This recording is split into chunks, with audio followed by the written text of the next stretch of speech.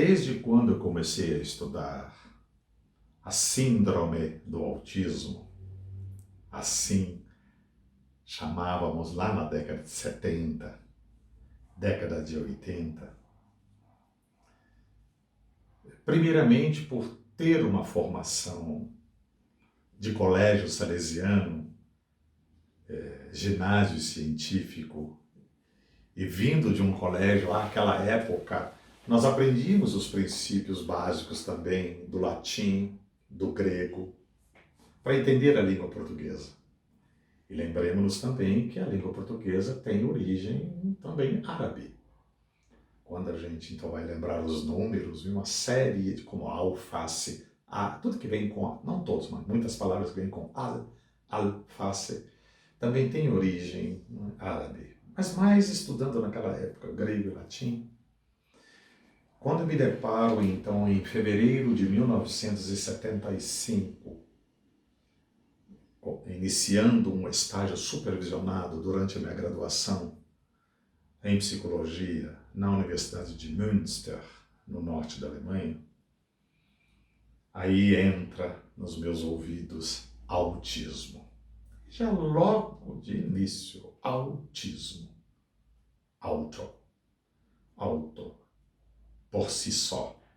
Autismo, voltado para si só. Porque vem do grego. E como para mim era novidade esta palavra nesse sentido de síndrome, e o que é síndrome? Um conjunto de sintomas. Então, passei de ali, fevereiro de 1975, passei desde ali buscar o entendimento dessa terminologia e até hoje, em 2020, não saí desse tema. Portanto, é importante também que todos que estão me ouvindo e me assistindo possam entender que para esta síndrome, para esse transtorno, que não é uma doença, é um transtorno, nós ainda não temos uma série de respostas a uma série de fenômenos dentro dele. Portanto, para o autismo, não existe, até hoje, um exame clínico, seja por imagem, tomografia, ressonância, positrons, emission tomography, etc. Não existe exame de sangue, urina, fezes, seja o que for, para determinar o autismo. O autismo continua sendo, em si, uma síndrome. O que é síndrome? Que vem do grego. Um conjunto de sintomas. Portanto, o diagnóstico do autismo, seja o que nós chamamos hoje de transtorno do espectro autista, o TEA, seja quando nós tínhamos ainda, chamávamos de transtornos globais do desenvolvimento, transtornos invasivos do desenvolvimento, síndrome de autismo e assim por diante na história, esse diagnóstico ele é sempre prescrito, advindo então da reunião de um conjunto de sintomas. Mas o que determina esse conjunto de sintomas para o autismo do grego é o encapsulamento. E o encapsulamento, que é o por si só, voltado para si, é a dificuldade ou o impedimento de uma relação entre um mundo interno e o mundo externo. Ali está o sintoma cardeal. Senão, não se poderia denominar autismo, fechados em si, encapsulados. E como esta síndrome àquela época, esse transtorno de hoje, que é então concebido através de um conjunto de sintomas que agora vai depender de cada profissional, da sua formação, da sua escola, de qual escola vem. E a partir dali é que ele, reunindo isto, pode então prescrever ou entender, não precisa nem prescrever, mas entender o autismo.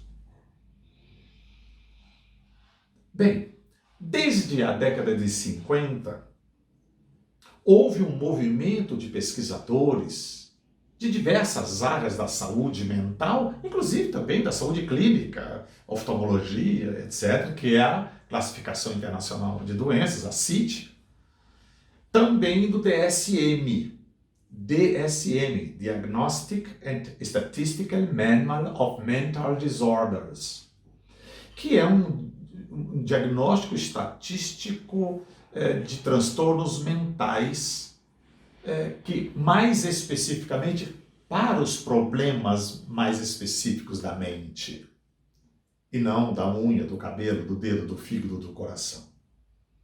E claro, então, que quando foi instituído o primeiro DSM, ainda na década de 50, claro que aquela época, mais ainda, muito mais ainda do que hoje, era baseado no profissional que então encontrava num ou num outro, não é?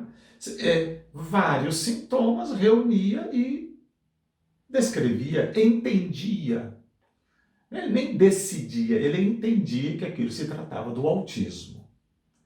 E lembremos-nos também que antes, então, de conhecermos, na sua terminologia, o autismo, porque quem a denomina pela primeira vez foi Eugen Bleuler, um alemão, lá em 1908, 1911 novamente, mas quem define precisamente a partir dali foi Leo Kanner, em 1943.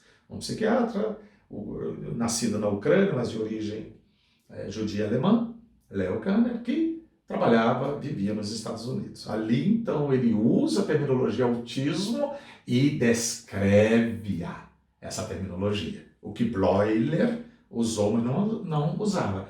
E era até então este fenômeno, esses sintomas eram entendidos como esquizofrenia. E foi, então, primeiramente, bem en passant, que Bleuler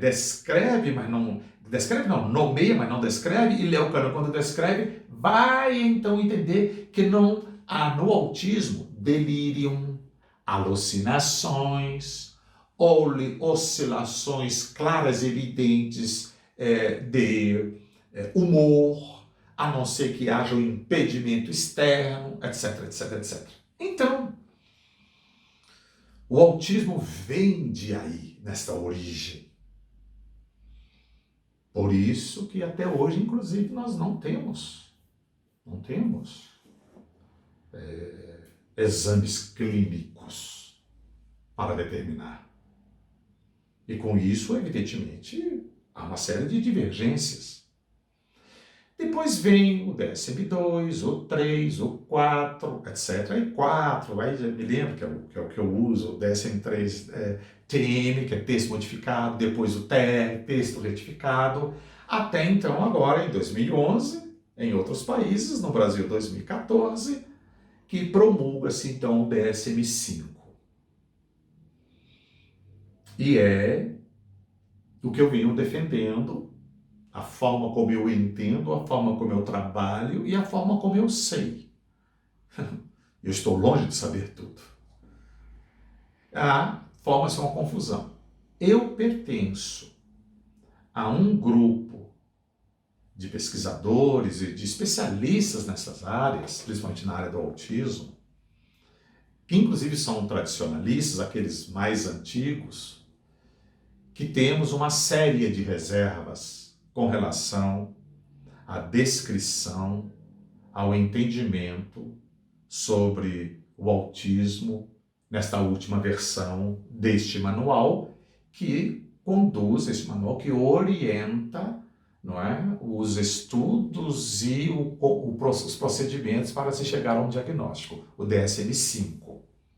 E por que eu pessoalmente discordo, respeitosamente, salvaguardando pessoas que pensam diferente?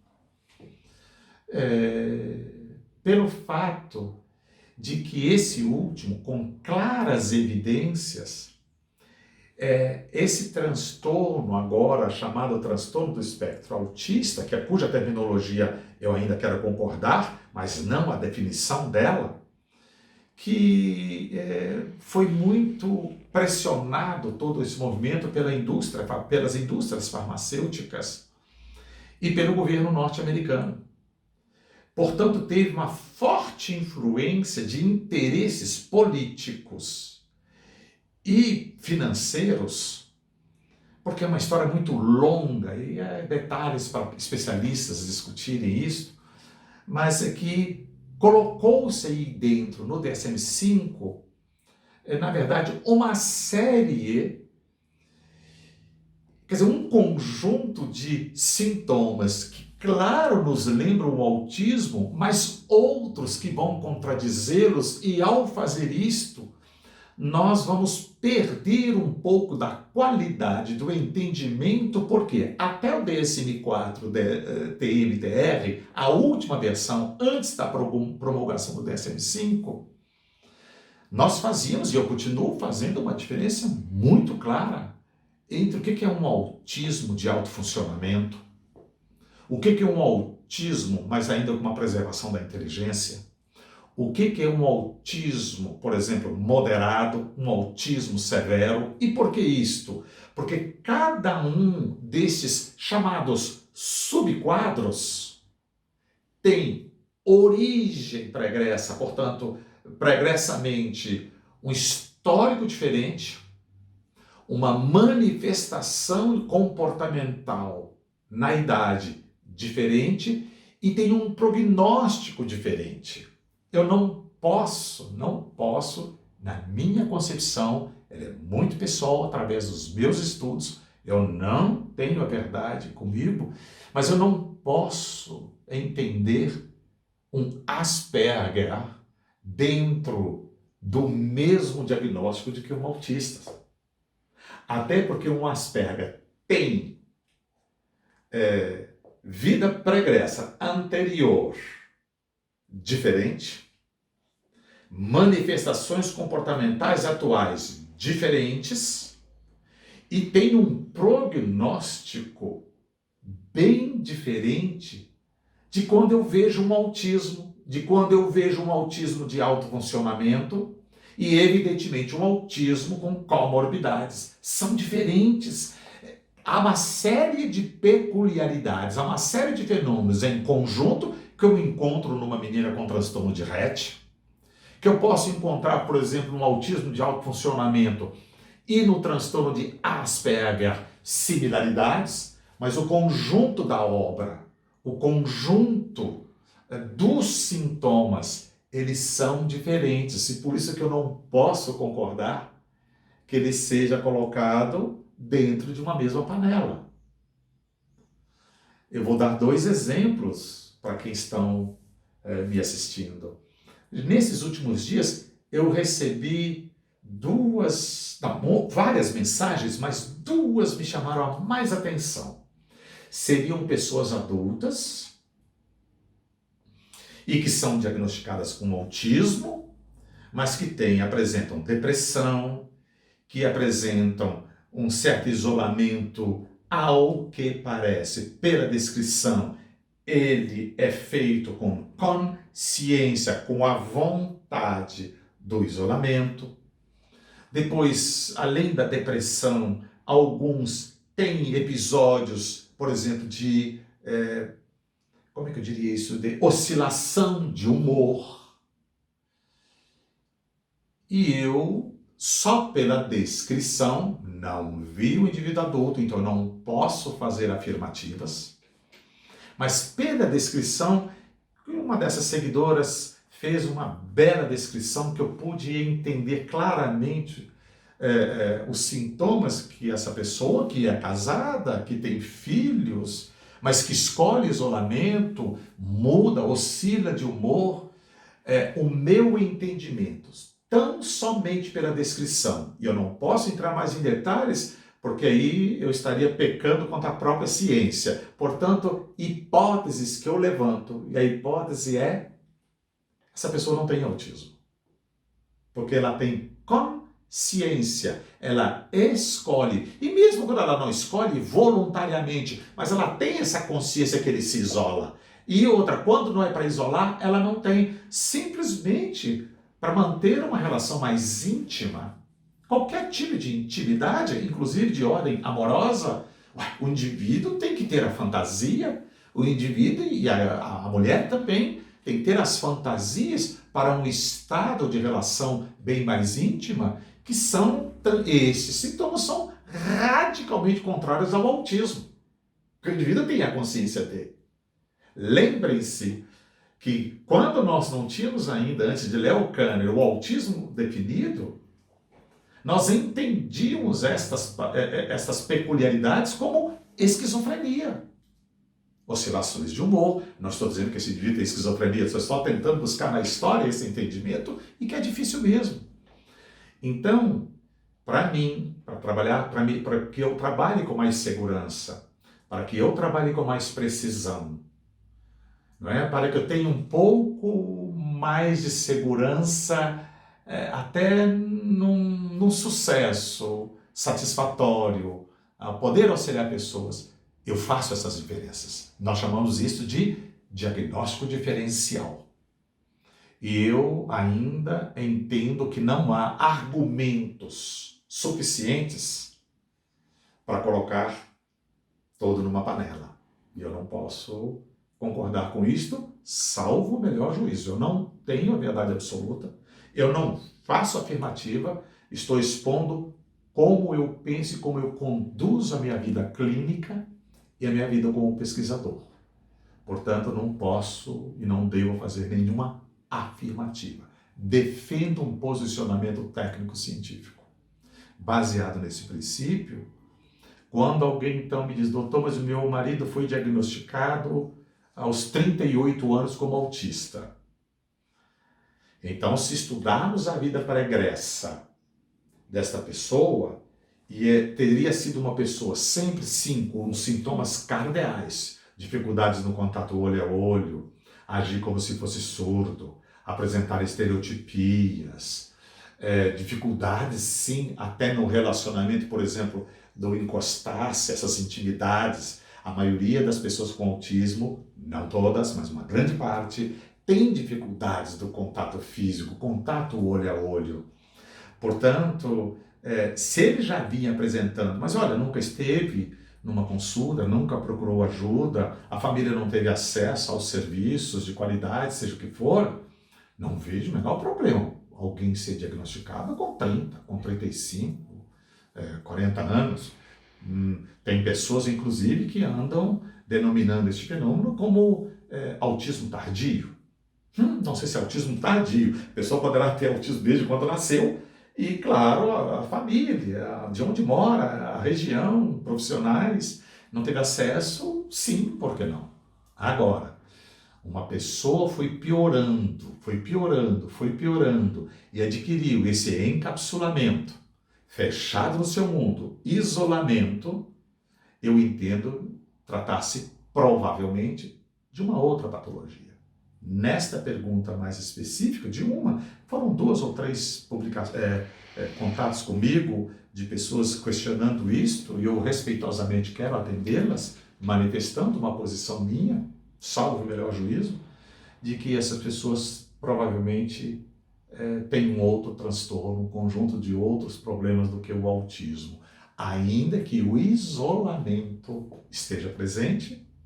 Mas a diferença é adquirido isolamento e, muitas vezes, o isolamento é uma busca consciente ou na dificuldade de ter um contato social, um contato físico, e ao não conseguir, ele isolar-se. E essas oscilações de humores que são diferentes no autismo, quando a gente diz um não para uma pessoa com autismo, impede o diálogo, aí ele faz uma reação. Ou alguém diz assim, mas doutor Fassion, do nada, doutor Fassion, ele faz um episódio. Bom, a gente sabe que do nada vem um nada. Talvez a gente vai dizer, eu não consegui identificar o que dispara.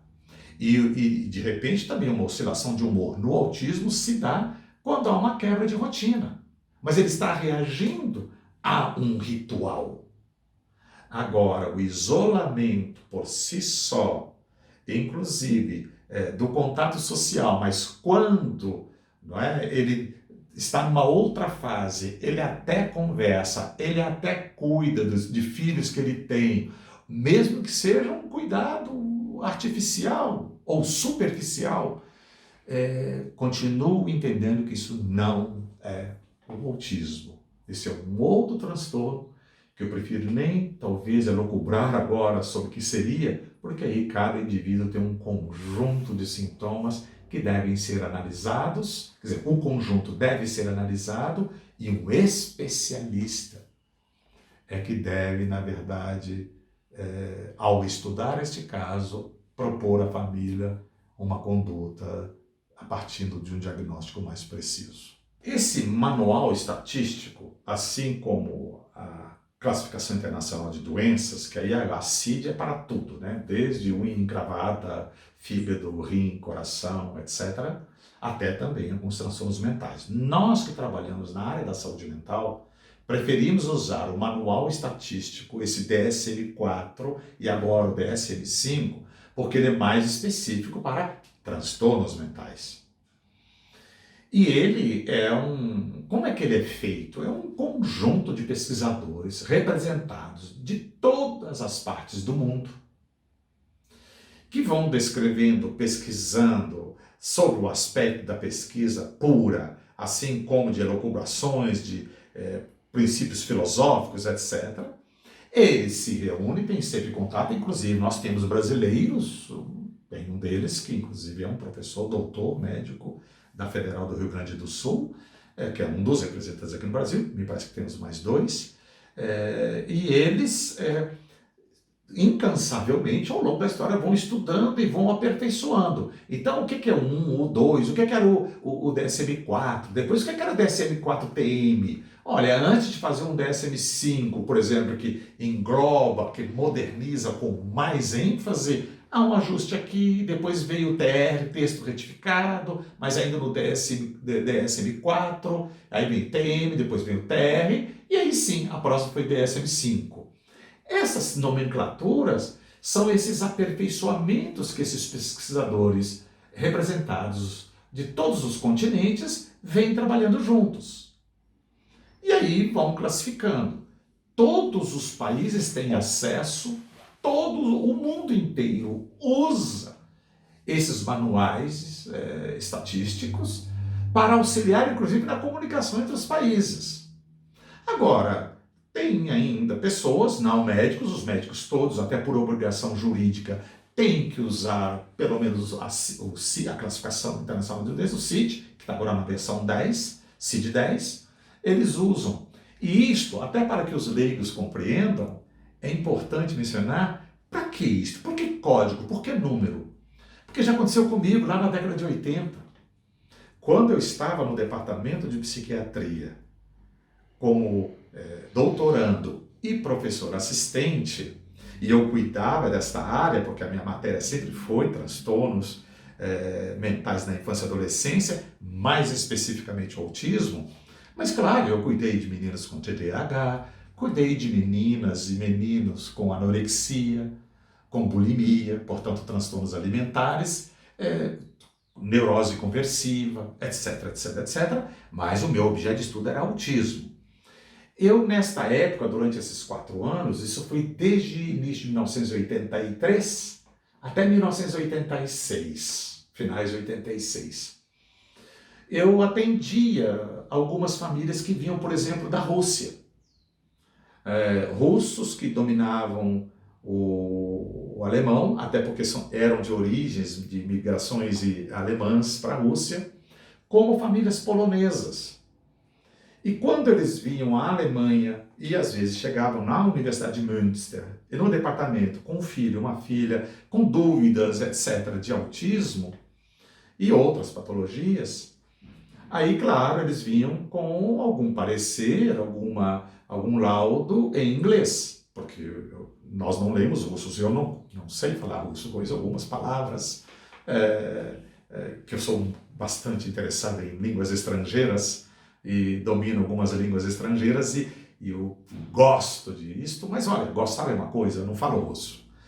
Então vinham. E aí, como a gente não tinha muito uso daquela época, não era tão divulgado quanto hoje, então vinha aqueles laudos e prescrições de 3 páginas, de 4 páginas, explicando como é que a criança funciona, aquele menino funciona, etc., com parecer aqui, outro ali. Nossa, era uma coisa muito longa. O que facilita o manual de diagnóstico? Nós estamos falando hoje especificamente do DSM. O que é? É que por que tem número? Porque quando você vai lá no DSM, e vamos pegar o DSM TMTR, o DSM-4, o último antes do DSM-5, que também está no mesmo. Está lá, olha, transtorno do espectro autista, por exemplo. Aí vem lá 299.00. Quando vem esse código 299.00, então, quando vem isso, o paciente pode vir da Mongólia, pode vir da Suíça, tem pessoas que eu cuido lá na Suíça, Málaga, no sul da Espanha, pode ser de Göteborg, na Suécia, eu estou cuidando de uma menina no noroeste da Polônia, pode vir de qualquer lugar do mundo, brasileiro, pode vir da Bolívia, do Peru. Quando está lá 299.00, já significa alguém já viu essa criança e 299.0 é autismo. Ou quando vem outros transtornos e vem lá DSM e algum número, a gente já sabe, até porque trabalha com isso no dia a dia, já sabe de cor o seguinte, isso aqui é um TDAH, olha, não, isso aqui é um retardo mental severo, não, isso aqui é síndrome de Down, por exemplo. Estou dando exemplos. Então, o manual de diagnóstico, ele tem dimensões planetárias no mundo. Alguns países usam mais assim assertivamente, outros menos. E eu, sinceramente, gosto, eu tenho essa satisfação de saber que no Brasil, até pelos médicos, a CID, ela é usada quase como lei, a prescrição. Então o médico já tem que colocar, até para não ficar expondo o paciente também, explicando o que é, com título, etc., para leigos. Vai lá, tem lá o código e pronto. Só aqueles mais restritos que entendem, que estão sabendo do que está se tratando. Portanto, trata-se de um manual e uma boa parte, não todas, mas uma parte desse manual, quando eu falo inclusive da CID, que os exames são, vamos dizer assim, o diagnóstico, ele advém já de exames clínicos classificados, etc. Agora, quando entra no mundo do transtorno mental, tanto lá na CID, que é mais curtinho, mais simplificado, mas no DSM, esse aqui é só para transtornos mentais, aí vem descrições e uma grande parte, o diagnóstico é feito de acordo com manifestações de sintomas. Por isso é que se torna mais difícil e, evidentemente, mais complicado você chegar a determinados diagnósticos. E com o DSM-5 agora, que botou tudo junto, isto que eu tenho que discordar, por coerência, a minha formação científica, a minha formação clínica, respeitosamente, tem pessoas que pensam diferentes, então por que não? Essas famílias procurem, então, aqueles com quem eles têm confiança para uma orientação, etc. A confusão está porque a gente não tem definitivamente um exame específico para esta classificação, para a prescrição do diagnóstico.